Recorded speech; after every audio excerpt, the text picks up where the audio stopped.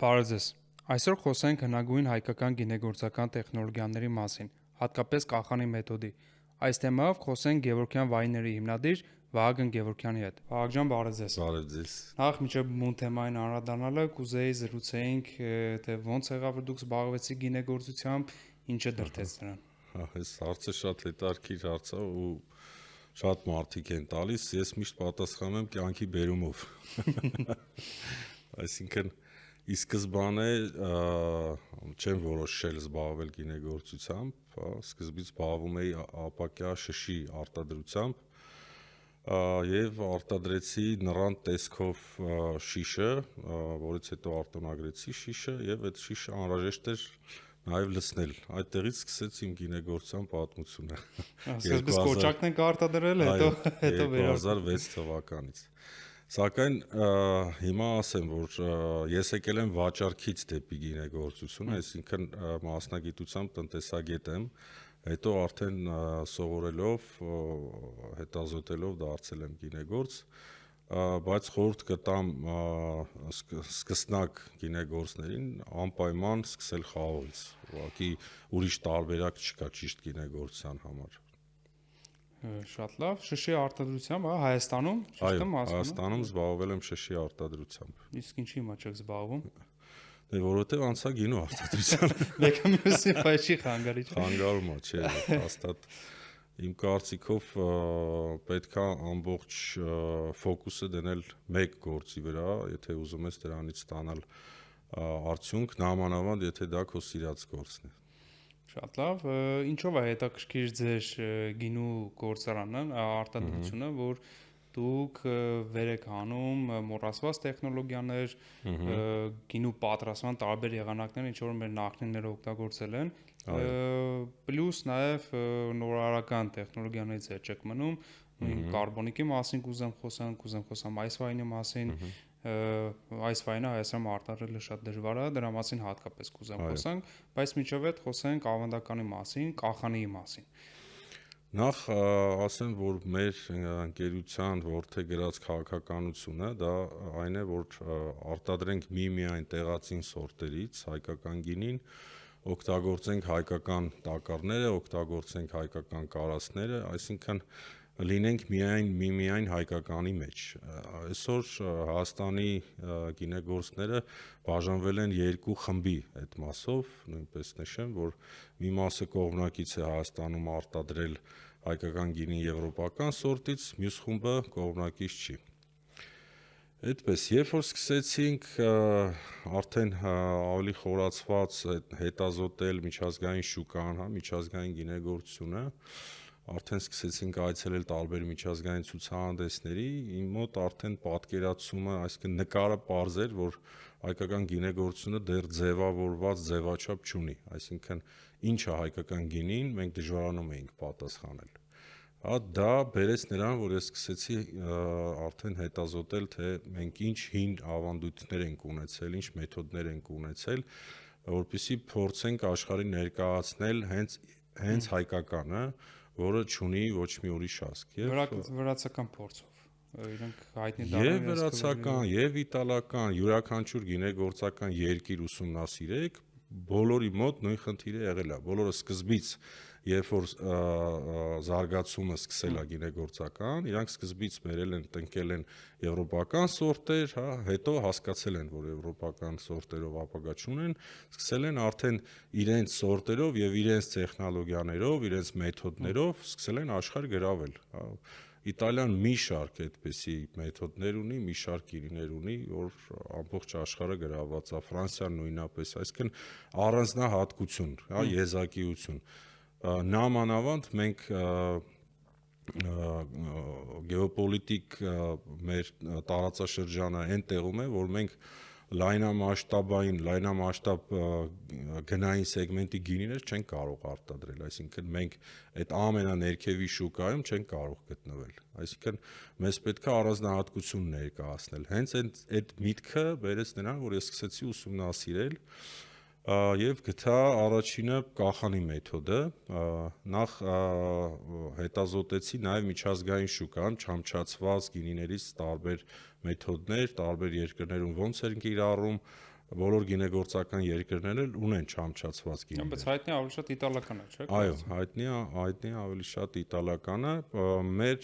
տարբերությունը նաև կախանի մեթոդով իտալականից, ապասիմենտոից նրանում է կանում, մենք խաղողը կախում ենք, այսինքն մեր գյուղերում մինչև օրս գյուղացիները խաղողը եւ խաղողն են կախում եւ միրգն են կախում, այսինքն կախան են անում, այդ արևածաղիկից հողունա չորացած։ Իրենց մառաններում առաստաղից կախում են եւ նրան վրան միրգը, սխտորը, խաղողը կախան են անում, որպեսզի ձմռան ամիսներին ուտեն։ Ու հենց այդ կախան արած խաղողից եղել է ավանդույթ ու մինչև օրս է կա այդ ավանդույթը, մարդիկ պատրաստել են գինի, որը ստացվել է քաղցր գինի, որովհետև կախանի process-ը ավելի մասնագիտորեն ասած, դա խաղողի դեհիդրացիան է, այսինքն խաղողի միջից ջուրը գոլորշիանում է, մնացած նյութերը խտանում են։ Այդ դեհիդրացված խաղողի շաքարայնությունը բարձրանում է ու դրանից հետո երբ որ խմորում են, անպայման մնացորդային շաքար է մնում։ Հիմա մենք այդ մեթոդի հիմքի վրա փորձեցինք ավելի ժամանակակից գինիներ պատրաստել, որը կլինի ավելի չոր, որովհետև այսօր աշխարհը ավելի շատ ընդունում է չոր գինիներ, քան թե քաղցր գինիներ։ Ու մեր ամբողջ ուշադրությունը այսօր դրել ենք կես կախանի վրա, չնայած կախանին էլ, այսինքն նախ ասեմ տարբերությունը կախանի ու կես կախանի, կախանին ամբողջությամբ 100% չամչացված խաղողից գինին է, կես կախանին խաղողի քանակի ուղիղ կեսը չամչացված խաղող է, մյուս կեսը ջահել խաղող է։ Կես կախանի մեթոդը հենց յուրահատկությունը նրանում է, որ մեր ստեղծած մեթոդն է եւ բավականին մեծ համբավ ունի, բավականին մասնագետների բարձր կարծիքին է արժանանում եւ մենք տեսնում ենք, որ մեծ ապագա ունի հենց այդ մեթոդի մոտեցումը եւ աշխատում ենք այդ մեթոդի վրա։ Իսկ այդ մեթոդը փակ պատկանում է միայն ձեզ, թե այլ գինեգործանների։ Ոչ, մենք կախանի մեթոդով սկսել ենք զբաղվել 2011-12 թվականից, առաջի վինտաժը 12 թվականին ենք ունեցել։ Հետագայում մենք գրանցել ենք մեթոդը որպես հայկական գինեգործական մեթոդ, որը որպես գյուտ գրանցել ենք, բայց որպես հայկական։ Ինքը բաց է, այդ մեթոդը մենք տրամադրում ենք ցանկացողներին, նույնիսկ աջակցում ենք ցանկացողներին, կան նույնիսկ գաստրոբակեր, որոնք հետաքրքրվեցին, փորձեցինք տարբեր խաղողի սորտերից, շատ լավ ստացվում է մարդկանց մոտ։ Մեր խնդիրը ավելի շատ տարածելն է այդ արտադրությունը, որպեսզի վերջնական ինքը կայանա որպես ձևաչափ։ Հայկական գինու ձևաչափ։ Այսինքն խնդիրը ինչ է, որ միայն մենք արտադրենք դա, հա։ Այսօր արդեն 3-4 գործարան կա Հայաստանում, որոնք արտադրում են կախանի մեթոդով։ Այսինքն զարգացումը, տարածման զարգացումը արդեն սկսվել է ու կարծում եմ մոտ ապագայում ավելի շատ կսկսեն օգտագործել, կունենանք մեր առանձնահատուկ մոտեցումը գինեգործության մեջ։ Իսկ կախանի դեպքում դուք ինչ սորտեր եք օգտագործում, ինչերի հետ եք փորձ արել, կա սորտ, որ դրանով լավ չի ստացվում կամ սրանով ավելի լավ է ստացվում։ Դե բոլորս գիտենք, որ գինեգործությունը դա երկարաժամկետ, հա, գործ է, այսինքն կարճ ժամկետում չես կարող մեծ արդյունքների հասնել։ Այս 15 տարվա մեր փորձը կախանի մեթոդի ավելի շատ նայեք փորձել ենք սկզբից աշխատել ենք 4 տեսակ խաղողով արենի, հաղթանակ, կախետ, կանրահյութ, վերջում կանգնել ենք միայն արենի օգտագործման վրա, բայց դա չի նշանակում, որ չի կարելի նաև փորձել ուրիշ սորտերից, այսինքն ես արդյունք տեսել եմ արենիի մեջ, ուստեղ նաև կա այն գաղափարը, որ նախ արենից պատրաստված գինին ավելի քիչ մարմնեղություն է ունենում, չէ՞, եթե տրադիցիոն մեթոդով պատրաստում ենք։ Ու հենց այդ դեհիդրացիան, այդ չամչացումը տալիս է նա, որ թույլ մարմինը ավելի ուժեղանում է, մարմնեղ է դառնում։ Այսինքն տրամաբանությունը դրա մեջ է, դրա համար կարելի է օրինակ կախետից կարելի է փորձել։ Վերջո կախետ անունը կախել բառից չէ։ Այո, ու հենց դրանից էլ առաջացել է ու կախետն էլ են այս կախան արել։ Շատ արտաշատի կողմերը, օրինակ ես անձամբ տեսել եմ գյուղացիների մոտ։ Այդպես, այնպես որ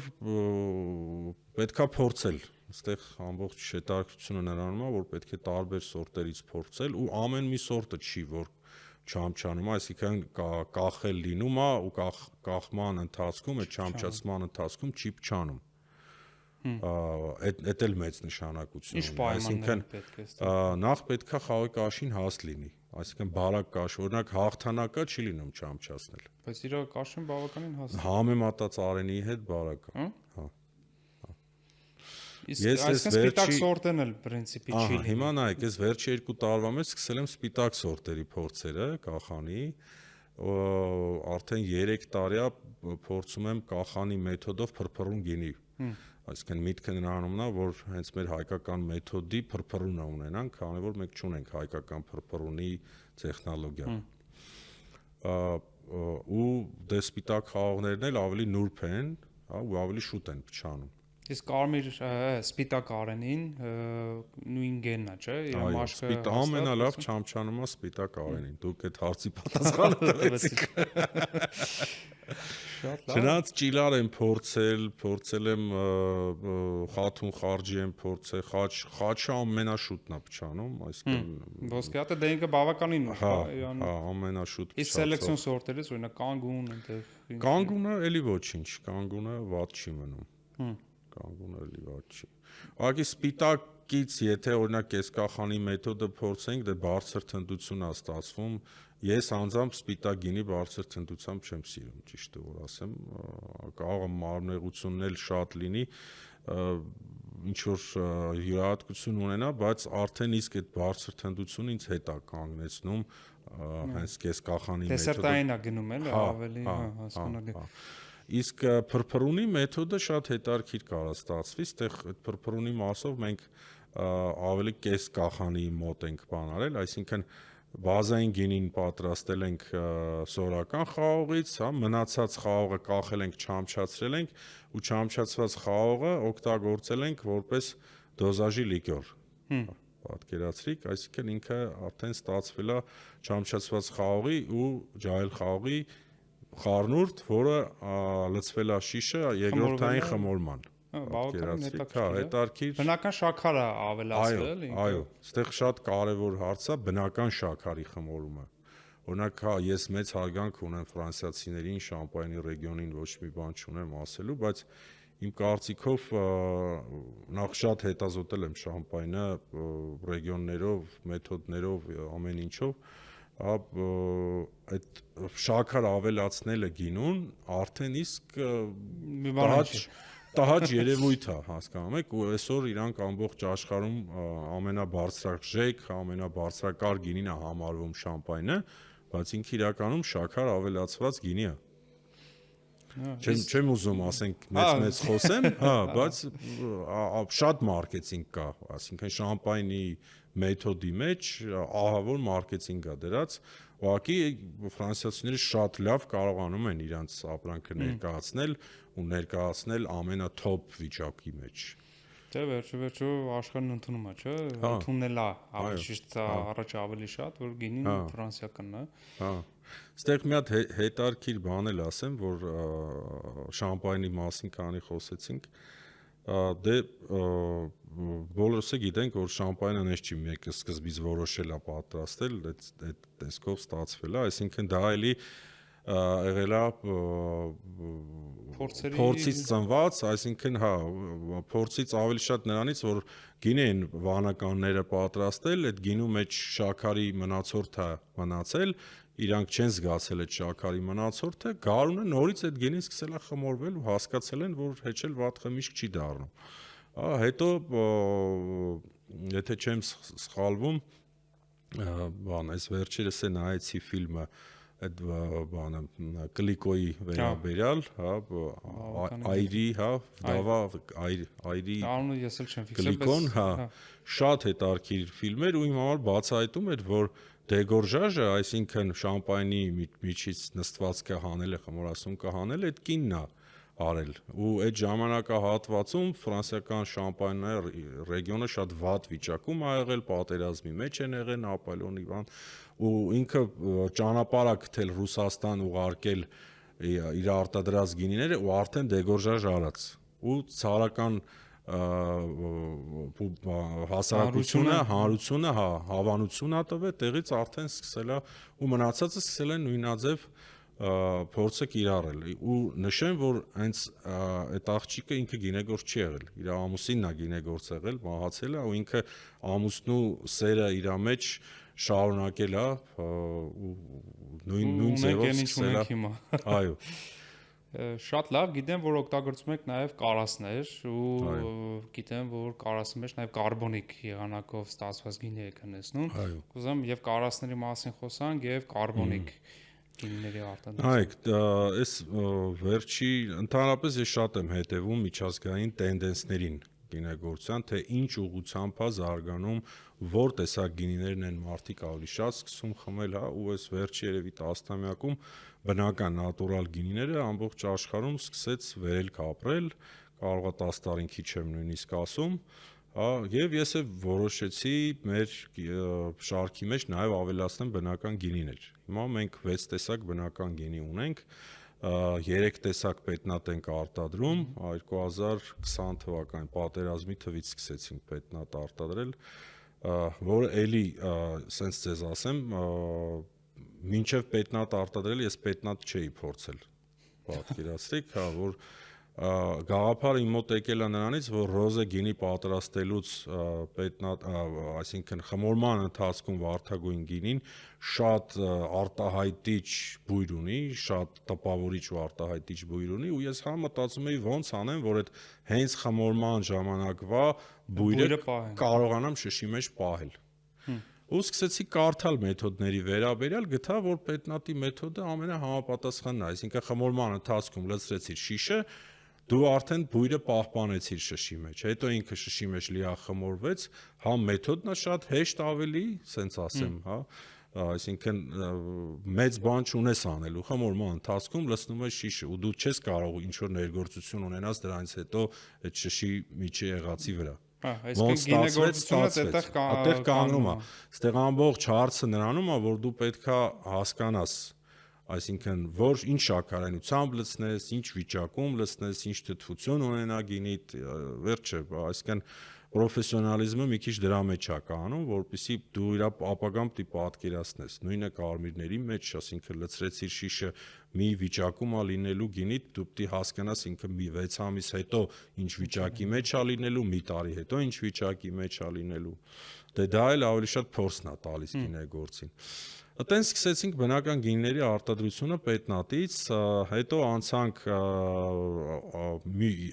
երկրորդ բնական գինին օրանժ մեթոդն եմ օգտագործել, որը հայկական մեթոդ չի, ես համարում եմ դա վրացական մեթոդ է ու Հայաստանում ավելի շատ օրանժի մեթոդը կիրառվել է ավելի շատ հյուսիսային մասում Հայաստանի, որը Վրաստանին ավելի մոտիկ է, հա, նույնիսկ հյուսիսային մասում, օրինակ, կարասները թաղված են եղել ամբողջությամբ։ Ես իմ աչքով տեսել եմ, ամբողջությամբ թաղված, այսինքն վրացական մշակույթի։ Այո, այնտեղ ավելի շատ ազդել է վրացական մշակույթը։ Իսկ Արարատյան դաշտավայր, Վայոց-Ձոր, Արագածոտն, այստեղ 2/3-ով են կարասները թաղել հենց խմորման համար։ Օրանժը նախ մեր բնական գինիների մեջ մենք ընդհանրապես ծծում չենք օգտագործում, այսինքն եթե ըստ օրենքի ընդունված է բնական գինին կարող է ունենալ 36 գրամ ծծում, կարող է պարունակել, էլի, այսինքն մինչև 36 գրամ կարող ես օգտագործել, ես ընդհանրապես չեմ օգտագործում, այսինքն եթե կարծում եմ, որ պետքա լինի առանց ծծում բնական, այսինքն պետքա չօգտագործել։ Այստեղ ամբողջ դժվարությունը կանում է նրանում, որ մինչև շիշը հասցնելը դու կարողանաս այդ գինին առողջ պահել, որպեսզի գինիդ չհիվանդանա, հա, ինչա շշը մեջ կփչանա։ Ծծումը դա, հա, այն ես միշտ ասում եմ, այն անտիբիոտիկն է, այն դեղամիջոցն է, որը գինուն առողջ է պահում, որպեսզի ինքը չվարակվի տարբեր բակտերիաներով, հա, չվարակվի հիվանդություններով։ Հիմա եթե դու կարողանաս այդ բնական գինուդ մինչև շիշը պահես զերծ բակտերիաներից, այսինքն դա նշանակում է 100% մաքրություն, 100% հիգիենա, միշտ լիքը եւ ջերմաստիճան։ Այս գործոնները պահես, ոչ մի բան գինուդ հետ չի լինի, եթե ինքը ի սկզբանե առողջ գինի է։ Ու հետո արդեն շշում էլի ոչ մի փոփոխություն չի ունենում։ Ընդհանրապես բնական գինիները մեծամասամբ աշխարհում կարող է մի շիշը լավ լինի, մի շիշը այդքան է չէ։ Ճիշտ է։ Այ որպեսզի այդ խնդրեմը չունենաս, պետքա այնպեսի գինեգործությամբ զբաղվես, որ դու մինչև շշալիցը գինիդ առանց հիվանդություններով, նույնիսկ առանց այդ միկրոբի ձվի, միկրոբի բջիջի ուղարկես։ Բավականին դժվար։ Հա, բավականին դժվար է։ Եվ մյուս բնական գինիները դա կարբոնիկ մացերացիա գինիներն են, որը նաև անվանում են ներպտղային խմորման գինի։ Այսինքն սովորական հաճախորդին ես միշտ բացատրում եմ, որ եթե մենք սովորական գինին պատրաստում ենք խաղողը ճզմեցինք, այդ հյութն ենք խմորում, այս դեպքում մենք խմորումը տանում ենք խաղողի հատիկի մեջ։ Այսինքն մենք ստիպում ենք, որպեսզի աբորիգեն խմորասունկը, որը գտնվում է կաշվի վրա, ստեղծում ենք այն պայմանները, որտեղ չկա թթվածին, եւ այդ խմորասունկը ստիպված գնում մտնում է խաղողի հատիկի մեջ, որտեղ արդեն այդ ջրի մեջ կա թթվածին։ Ուտեղ տեսնում է շաքար կա, սկսում է շաքարը ուտել ու բազմանալ։ Ու բազմանալ, այո։ Այդ կարբոնիկ մացերացիան է։ Ու կարբոնիկ մացերացիայից հետո, այսինքն խմորումից հետո հնացում ենք կատարում կարասների մեջ։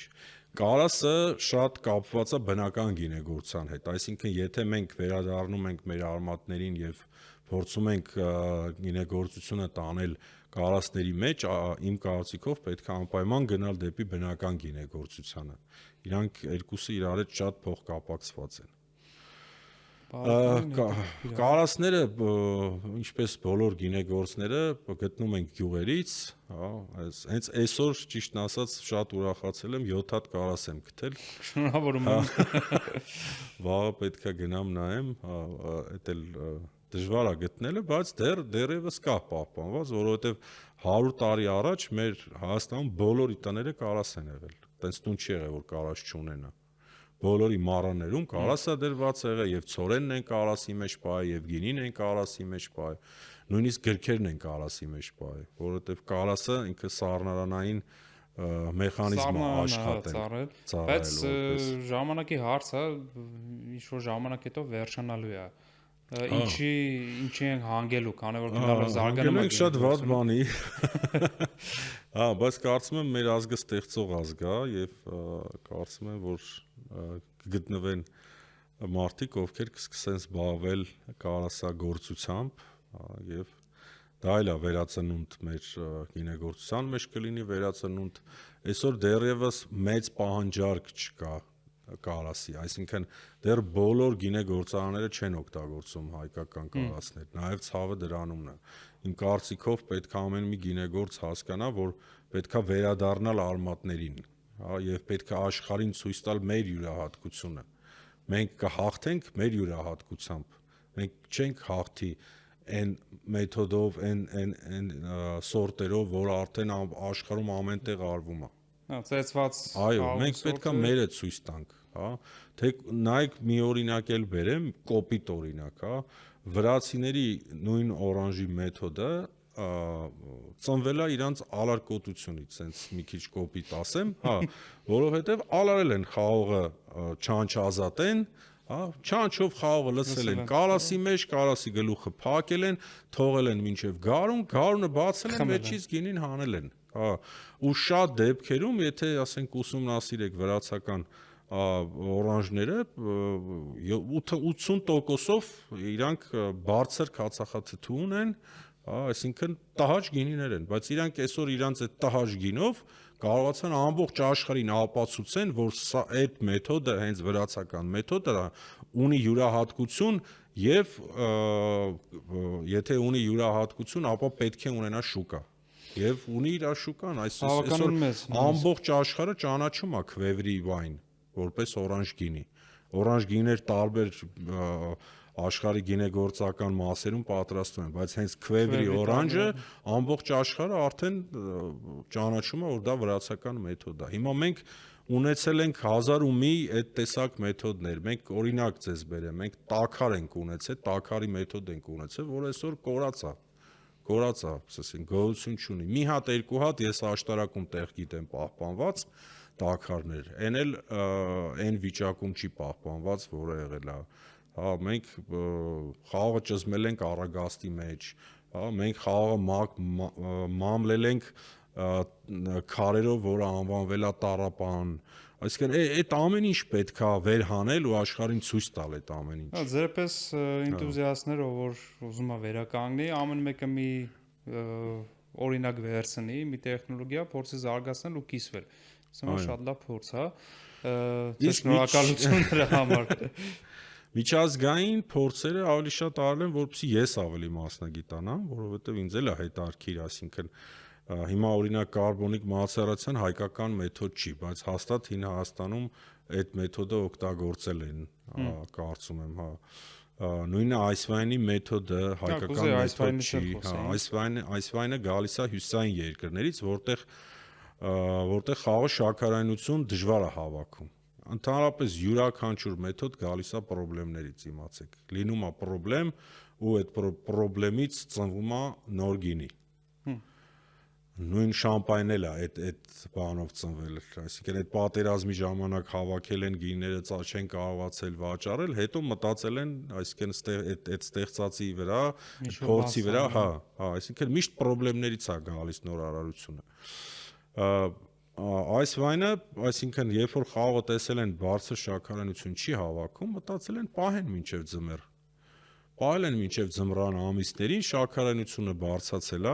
էլի դեհիդրացիայի մեթոդ է։ Ուղղակի այս վայնի ժամանակ դու կրկնակի դեհիդրացիա ես ունենում։ Առաջի դեհիդրացիան չամչացումն է կայանում, իսկ երկրորդ դեհիդրացիան արդեն երբ որ սառը ջերմաստիճան, մինուսավոր ջերմաստիճան է լինում, այդ ժամանակ նաև երկրորդ դեհիդրացիան է լինում, խաղողի մեջ ջուրը սառուց է։ Մի հատ հարց այս դեպքում, եթե ունենք կախան արած արդեն խաղող, կարելի է դա արհեստական պայմաններում սառեցնել, ունենք մենք նույն այս վայնը։ Լրիվ հնարավոր է, ուղղակի այդտեղ մի հատ բառ կա, որը որ չի սազում ճիշտ գինեգործին, արհեստական սառեցում։ Հիմա նույն այս վայնի արտադրողները Եվրոպայում այդ մեթոդն են օգտագործում ու շշի վրա գրում են, որ ասենք սառեցված է ռեֆրեժերատորում, հա, բայց համային տեսանկյունից շատ լուրջ տարբերվում է բնական պայմաններով սառեցված խաղողից պատրաստված այս վայնը եւ ռեֆրեժերատորում սառեցված։ Վերջո արև չի տեսել ձմռան, քամի չի տեսել, հա, բավականին։ Ընդհանրապես ասում են լավ գինի լինում է տանջված խաղողից, տանջված վազից, այսինքն երբ որ վազը տանջվում է, ինքը լավ պտուղ է տալիս։ Ստրես, այո, ինքը բարձր որակի պտուղ է տալիս ու այդ պտուղից պատրաստված գինին արդեն լինում է բարձրարժեք։ Շնորհակալություն Վահագն ջան, որ եկաք, ինձ թվում է խոսալու շատ բան կա ու որ խոսանք ժամերով խոսանք։ Ինձ թվում է մենք էլի կհանդիպենք ու խոսենք նոր գինիների մասին, նոր տեխնոլոգիաների մասին։ Գինի չխմեցինք։ Հա, մենք այստեղ ունենք կես կախանի, կուզեմ կես կախանիով ձեզ նորից շնորհակալություն հայտնեմ։ Ես էլ եմ շնորհակալ հրավերի համար։ Կարծում եմ ձեր հաղորդումը շատ մեծ գործ է, շատ մեծ գործ եւ գինու մշակույթի տարածման համար դուք շատ մեծ աշխատանք եք կատարում, որպեսզի ժողովուրդը վերջո վերադառնա իր արմատներին եւ հասկանա, որ պետք է խմել գինի, ոչ թե թունդ ալկոհոլային խմիչքներ, օրինակ օղի, որը եկավ սովետական ժամանակահատվածից։ Հա, մեր նպատակն էլ դա է, որ